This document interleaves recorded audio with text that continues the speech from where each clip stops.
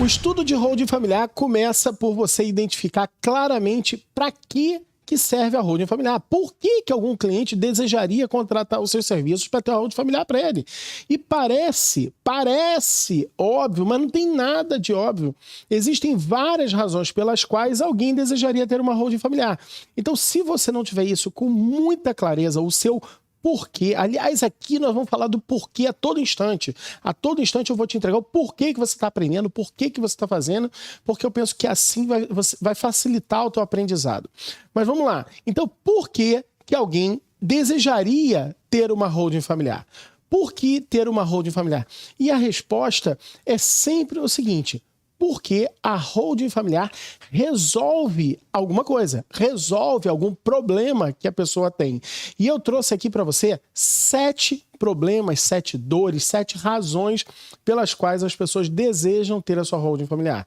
A primeira é a razão mais óbvia delas todas, é para comando de negócios, tá? Então, um exemplo que eu gosto muito de dar é são 3 irmãos que juntos montam uma construtora. E eles estão indo muito bem, a construtora está fazendo um monte de obra e tal, até que de repente eles pegam lá uma obra muito boa, muito grande para eles fazerem, eles vão ganhar muito dinheiro, só que tem um detalhe: eles precisam ter um investimento muito alto, dinheiro que eles não têm.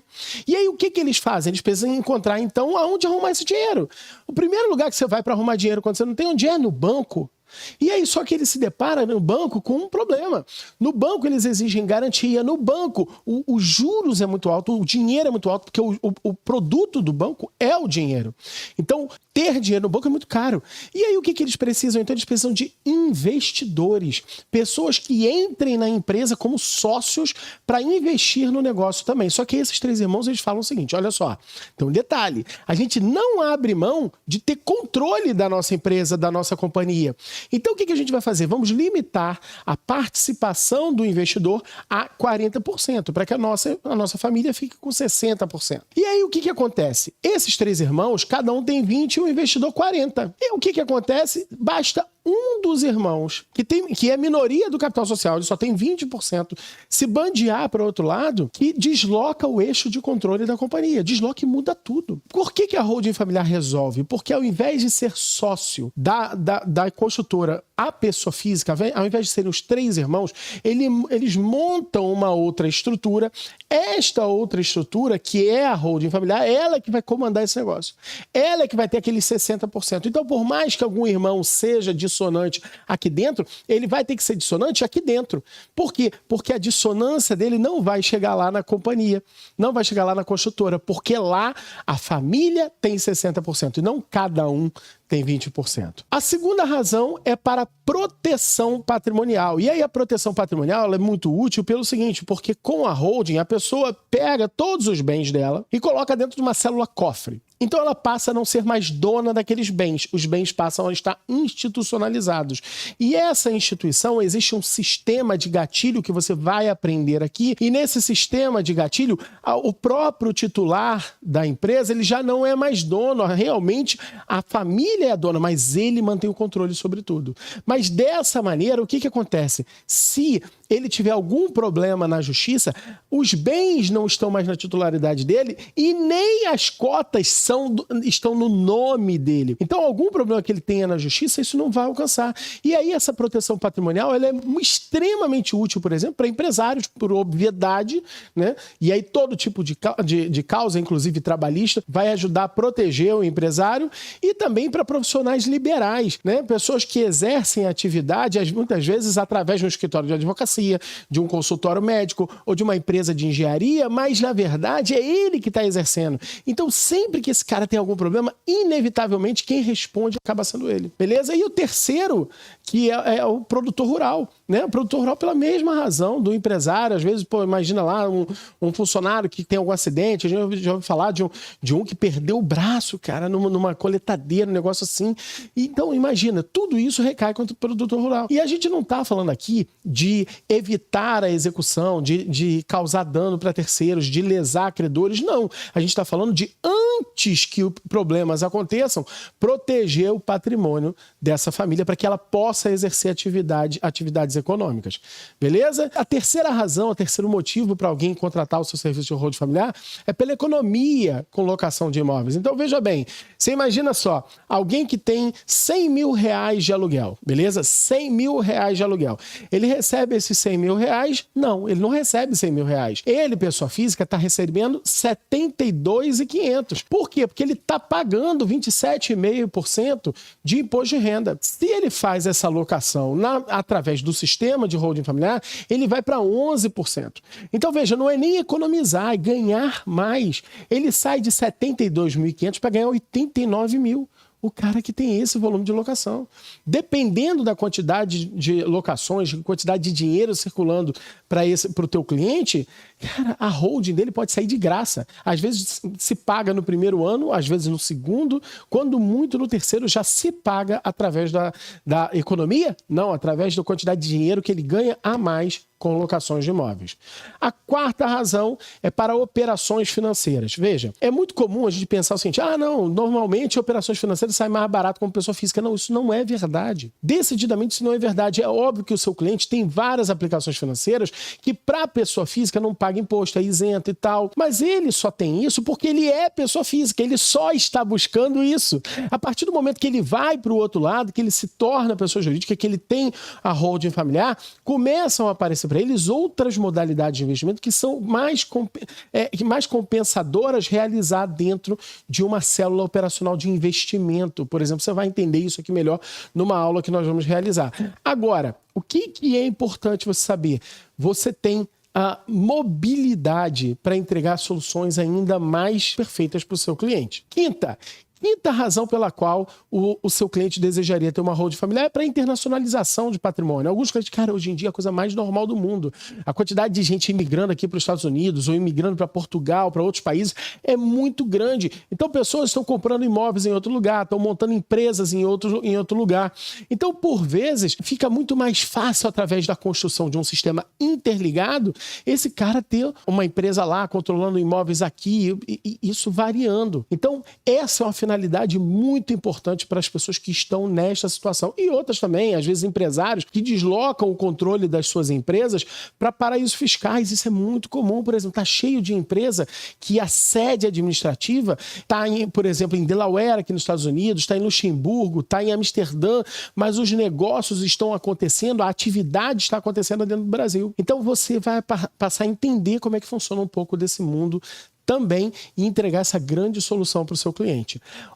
A sexta razão é para legado. Mais uma vez falando do produtor rural. O produtor rural, o cara trabalha de sol, constrói um império com os próprios braços. E aí esse cara que constrói um império com os próprios braços, o que ele faz? Ele dá aos filhos dele a oportunidade que ele não teve, a oportunidade de estudar. E aí tem o cara que às vezes vai fazer lá agronomia, vai ser o sucessor do produtor rural, e muitas vezes não.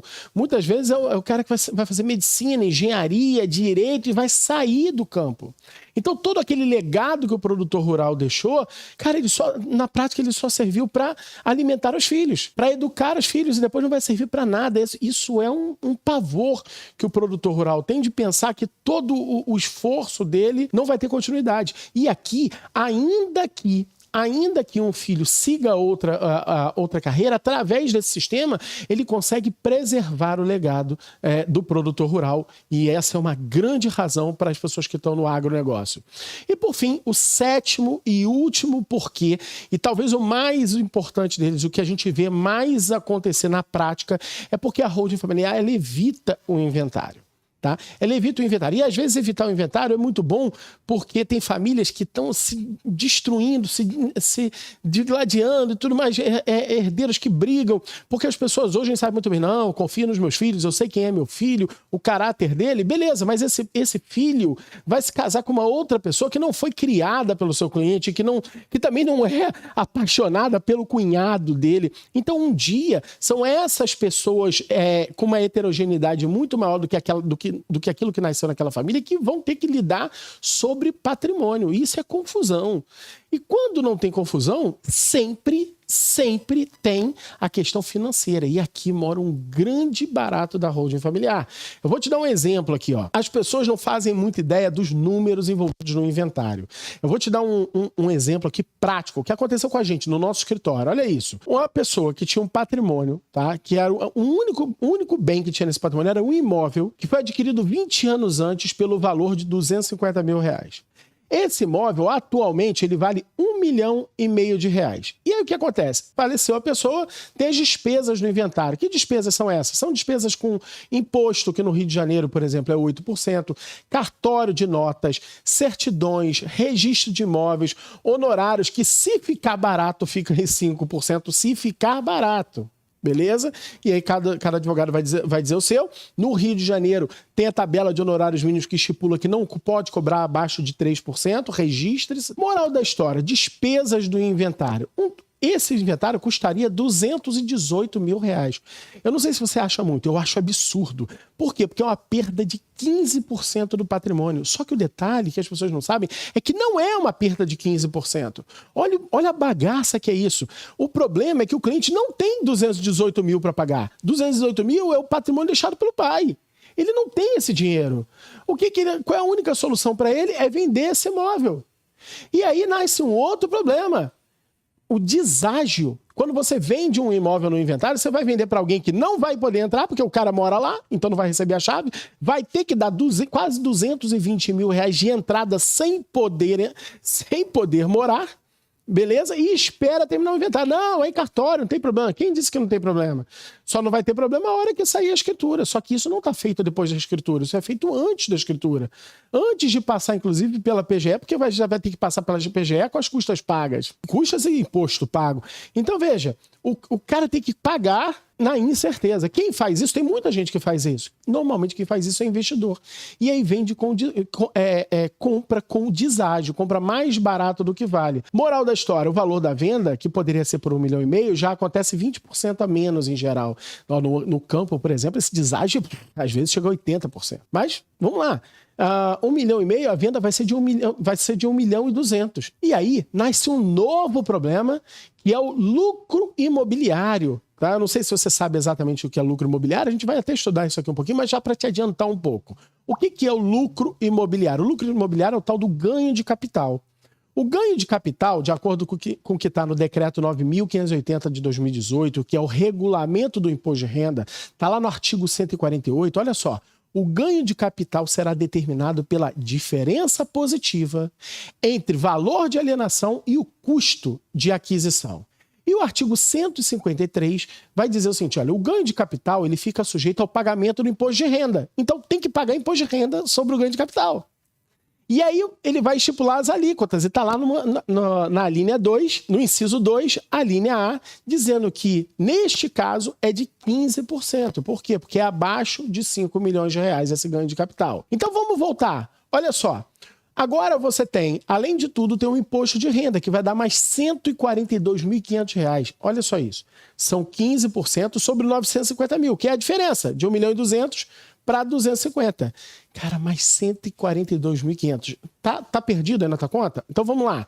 Retomando as contas. Inventário, gasto 218 mil. Imposto de renda 142.500 e o deságio na venda 300 mil. Moral da história, o inventário levou dessa família uma perda de 660.500 reais. Cara, sobrou no bolso do herdeiro 839.500. Agora esquece matemática. Esquece matemática. Por quê? Isso aqui está dando 44% do patrimônio perdido no inventário. Mas o problema nosso aqui não é matemática. Não é matemática, não é a conta que dá. O nosso problema é o seguinte, com R$839.500, esse cara, ele não só perdeu dinheiro, ele vendeu o imóvel que ele morava há 20 anos com a família. Esse cara não vai morar no mesmo apartamento, ótimo, óbvio, mas ele também não vai comprar outro apartamento no mesmo condomínio, nem no condomínio perto, nem no bairro perto. O cara que mora no apartamento de R$1,5 milhão, ok? 839 mil já não é mais nem no mesmo bairro ou na mesma região. Ele vai ser ser rebaixado de classe social. E as pessoas não sabem disso, os pais não sabem disso. Os pais não sabem disso. Imagina se eu trabalho e descubro que o que eu estou fazendo está errado porque o meu filho pode ser rebaixado de classe social o dia que eu não estiver mais aqui. Para pegar, exato, lembra do produtor rural que eu falei? Sobre o legado? Cara, olha que absurdo é isso. E esse, nossa, talvez seja o maior de todos os motivos, ou pelo menos a maior incidência pela qual as pessoas buscam ter uma holding familiar. E vamos nessa que isso aqui é só o começo.